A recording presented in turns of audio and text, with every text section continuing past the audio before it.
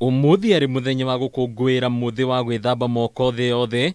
Aikari matuura matiganite kaunti ya Nairobi nimakugunika na matangi ma gwithambira moko.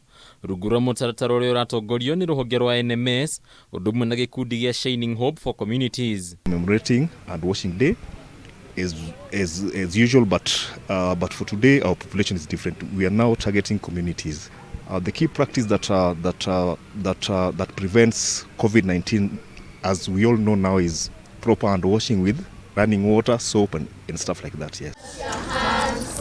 Wash your hands. Kuringana na murugamiriri wa utheru ruhonge-ini rwa NMS Eric Hinda, hari bata Kenya kuhimbiria withambi wa moko makiria riri thi yothe gumeirwo ni king'uki kia murimu wa COVID-19. The target population is always school going children, but with emerging and re-emerging issues in the world, we saw to it that we must reach all the populations. Mutaratara uyu ni ugwetetwo ta njira imwe igiteithiriria gukinyaniria nginyagia aikari a icagi nini kaunti-ini ino kuria thina wa mai ukoragwo wihiriirie. The posters will be distributed also to healthcare facilities and in key areas like markets and bus stops. We are partnering with the NMS and we are donating 60 hand washing stations that will be located in 30 buildings across the CBD. Unyitaniri ta uyu ni ugwetetwo ta njira ya mwanya iria igiteithiriria Kenya kuhimbiria utheru wa ikiro ciothe cia iguru na itanya ria gwithemana na mirimu yothe